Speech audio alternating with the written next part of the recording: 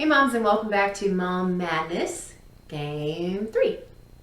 The March Madness show where we discuss some of the things maddening about motherhood, aside from all of the things. And our topics for Game 3 are protection and safety and mom shaming.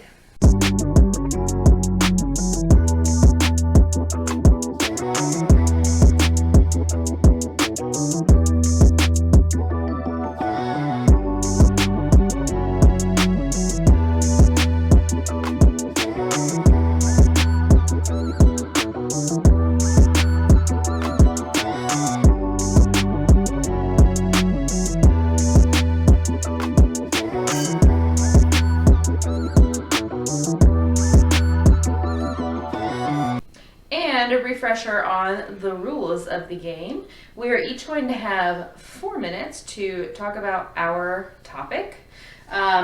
Pink is for Melinda, teal is for Angel, and we'll be able to defend our topic. And then we're going to decide who goes first by a coin toss. And Angel is going to call the coin today. Mike with the coin toss, if you don't mind. Call it in the air. Tails. It is heads. Ooh. That means I get to go first today. Right? Yep, Right. that's what coin toss means. You shut up. Okay. My topic is protection and safety. And so,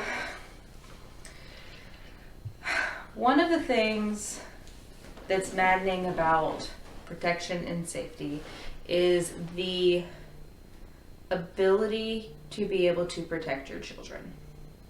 There is so much going on in the world right now. There have been several news stories and things that have come up in the past couple of weeks, and they are heartbreaking. And it just makes me think about my ability to be able to protect my child from these kinds of things. And other people think about this too, obviously. And it's just, before I had kids, that was something I wondered about back then. One of the first examples I ever really that bothered me was the Casey Anthony case. I don't know if you guys remember that. And that was a mom killing her own child, right? So you're supposed to, when you have children, you're supposed to protect them and love them and be there for them. But she didn't do that for her own child. So if there are mothers in the world that can't even protect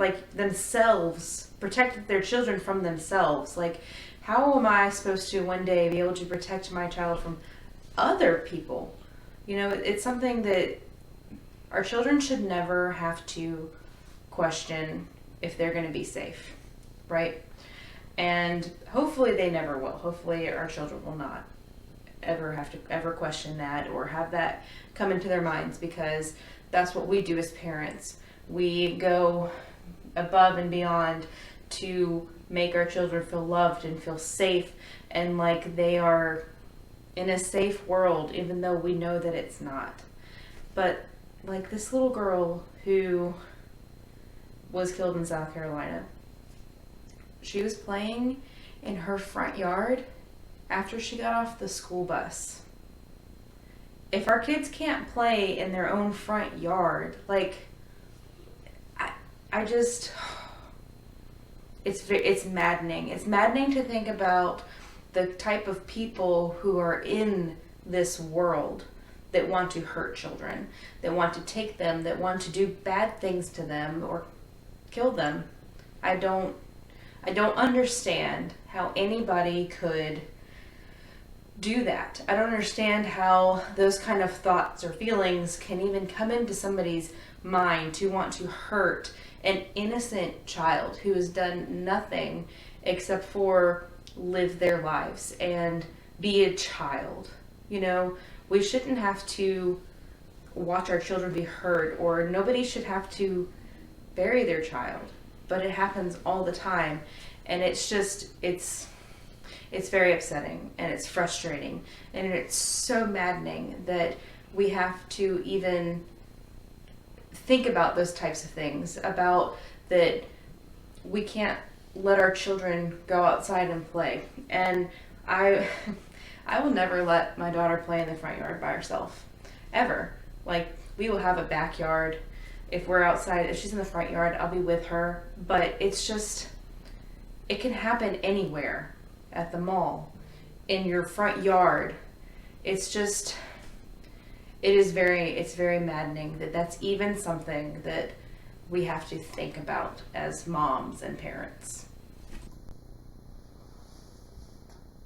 So maddening. And also, mom shaming. Like, woo! And 3 is tough. It is tough. So, mom shaming, I think most of us know this. It actually can often start when you're pregnant. It starts before your children are born. And sometimes it's really petty, small little things that you can just kind of brush off, and then other times it's not. We shared something recently about a mother who had multiple children at different stages, and her toddler had one of those book bag leash things on. And I hate to call it a leash, but I mean, essentially that's what it is. I used to be one of those people that I was like, oh God, that's so tacky. Why would you do that to your kid? Then I had a boy, and let's just say that my perspective has been broadened. So, mom shaming comes in a lot of different things. It comes in people attempting to give advice, or people saying things like, well, you're not doing that, are you? Or it's not always this very like direct or aggressive manner of doing things. Sometimes it's really subtle, and it comes in a weird form of like advice that you didn't ask for. And I think part of why mom shaming is so maddening is because we should all be on the same team. I'm kind of a firm believer that part of the reason that women are where they are, and from a societal standpoint, is because we are always trying so hard to tear each other down instead of build each other up. And especially in the walk of motherhood, there's this opportunity for us to build each other up and support each other and be this village that we are always talking about. And instead, it's always about whose kid is better, or, well, I don't believe in doing it that way, therefore it's wrong. And there's a difference between having a difference of opinions or doing things differently. Melinda and I are not the same parent. We have a lot of similarities because of how we were raised, and there being similarities in that regard. But we are not the same parent, and we don't have the same child. So even if I wanted to be exactly what Melinda is as a mother, my son would never allow it because he's not Aria. And it's just one of those things where instead of respecting that or understanding that that's just the reality of the situation, that moms are different, children are different, and therefore we're not always going to agree or do the same things because that's not what works for our family, we shame. And I can honestly say, at least since having a child of my own, I've never done that. I've had things where, like, I will say, I don't agree with that, or that's not something that's on par with what I would like to do with my son. But I don't go out of my way to make other moms feel like shit about how they're raising their kids. And I think that it adds a lot of unnecessary pressure in a situation where it should be a relief of pressure. You should be able to, no matter who you are or who you want to talk to in your life, you should be able to go to other mothers and talk to them about things without feeling like you're being judged, or it should be a safe place, which is another thing we've said before, which is what we're trying to create because it's not common. More often than not, you have moms with so many opinions, and rather than saying, well, this is what I'm doing, this is what our doctor has told us, and this is what works for us, it's you should be doing exactly what I'm doing because I'm right and you're wrong. And it comes in so many shapes and sizes. And speaking of shapes and sizes, that's another way that mom shaming is a really big problem. We have women who think women, that breastfeeding is the only way to feed their kids, and if you do anything else, you don't love your kids. You have people like, oh, you shouldn't be wearing a bathing suit like that, you just had a baby. So mom shaming covers a lot of things, emotional things, mental things, like all sorts of categories fall under that. And it's something that is maddening because it's not getting any better. Even though times are pushing us forward, we're still back in the times where we're not supporting each other.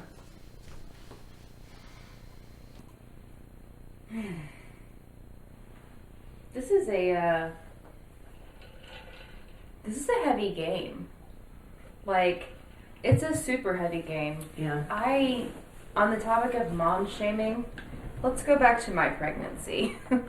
I think we talked about this in a video not too long ago about what I wore when I was pregnant. Number one,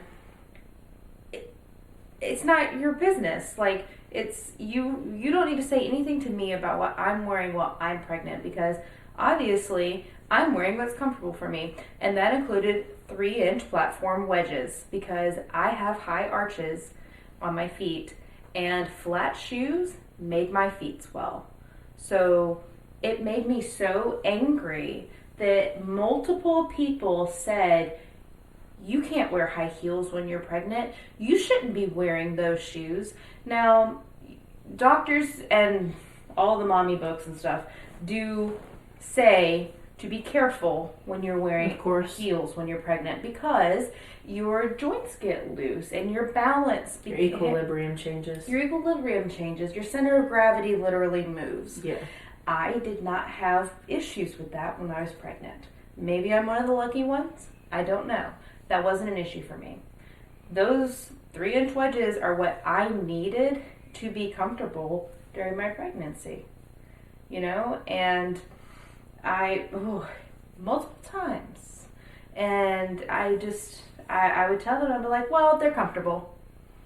And I would move on from it, because like, it wasn't worth my time to tell them what I really thought. But my shoes, like, you're shaming me for my shoes while I'm pregnant. And like, the other thing for me with mom shaming was I felt shamed for being okay after I got home from the hospital from my C-section, because I felt able to do things, and I was able to do all these things. And when I told people that I was doing great, I was good, I was doing okay, they were like, really? Like, are you sure you're okay? Yes, I am. And then they would say, well, you shouldn't be okay, or you shouldn't be doing those things, or all this stuff. And it made me feel bad for being okay. You should, why? You know? I mean, I had a couple of things when I was pregnant, and I know I've talked about this before, but the one that got me was the shaming because I didn't gain enough weight for their liking.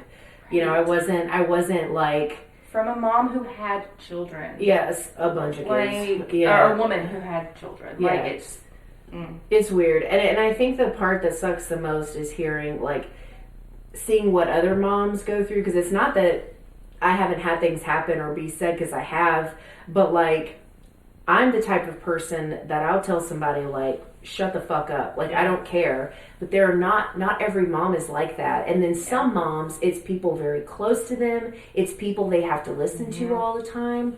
And I've heard different versions of all kinds of stories, but like, we shared something recently that was shared by I think like one of those like photography pages, but essentially saying, don't let body shame keep you out of your family photos, because that's what happens. Oh, you didn't lose your baby weight fast enough, and oh, you really shouldn't be wearing that because you can tell you just had a baby. None of your damn business. And there are people who like absolutely tighten and go to the gym and do all these things, but so what if they don't? Like, it's just one of those things where it's like, we already have so many things that we face regarding body image and self-image as women. Like, why are we doing that to each other? Especially after you just carried a baby. Yeah. Like, you brought a life into the world. You deserve a break. Okay? You deserve to hang out and relax, because your body just did a shit ton of work for 9 to 10 months. And you deserve a break. And you deserve a break from everything, including people's opinions. And unfortunately, we don't get that. Yeah, and I think in terms of like some of the other parts of like the protection thing is like, I have these, and this is like pale in comparison to like some of the deeper stuff we were just talking about, but like, I actually had a really hard time when Oliver tried to play with one of our cats and the cat ignored him. So, like, even from a very basic level, Yeah. we can't stand not being able to keep our children happy and in this Yeah. place where they are where they want to be. And so if it's really difficult to handle when you can't be there for those emotional things, it's even harder to process not being able to handle what someone physically does to your child. I mean, there was a story not even that long ago about the daycare that wrote with a marker on the baby's stomach about the diapers. I am going to fucking jail. Like, there is Yeah. no way I would ever, I couldn't even deal with that. Like, I would be so mad, and technically, it's not even that bad. There are so many stories and so many things worse than that, but that would be enough to make me hurt somebody. You want to know one I just heard today? I'm going to tell you anyways. Actually, maybe it was last night. It's about a NICU nurse. It's a guy. Nothing against male nurses. Okay, so we had fantastic male nurse when we had to take Aria to the children's hospital not too long ago when she was sick. And this NICU nurse had his license taken away, and he is in prison for 13 years because he abused babies in the NICU. What the fuck? Like, you're a NICU nurse because these babies need you more than other babies need help. Yeah. Right? And he abused them. He broke ribs. He broke arms. What compels somebody to do something like that? I don't understand. And that's a brand new life. When you give birth to your child and it has to go to the NICU, I can't even imagine emotionally what that feels like. In a place where they're supposed to be safe. The safest. And that. Like, it just, Yeah, because you associate them being in the hospital with safety. Like, a lot of first-time parents will say, I was so nervous to take the baby home because there's no doctors there. Like, I mean, it's a place of safety and, well, it should be. I mean, it's supposed to be. Our hospital, if the baby got too close to the emergency exit, the alarms went off, you know? But it's like, it's hard. You should be able to protect your children at all stages of their life. You should be able to trust that they're going to grow up in a safe environment, in a safe world, but we can't even promise, we can't guarantee that to ourselves. And we try it, like, it's only one of those things where it's like the only way to keep them safe is to not let them live their lives and experience it. You can't do that either. It is so hard. Yeah. It's so hard. And that's one of the reasons that we need for you guys to weigh in on these topics. Yeah. So please comment down below. That's a hard one. It is a really hard one. And it's hard topics in general. But comment down below. Let us know, like, out of these things, like, what is most maddening and frustrating and for you as a mom, as a parent, out of these topics. You can comment below, of course, subscribe and hit the bell so you get notifications for this. But also you can go on social media, Instagram, Twitter, Facebook, at Momestly. If you want to send us a private message with your comments, definitely do that. We know, again, these are hard topics, so if you don't want to comment down below and have that public, that's fine. Definitely inbox us. Yeah, we're a safe space. Absolutely a safe space. But, let us know. And, again, hit the bell so that you get the notification for Game 4, because those are some tough topics, too. So, we're going to continue this, and we will see you next time. Bye.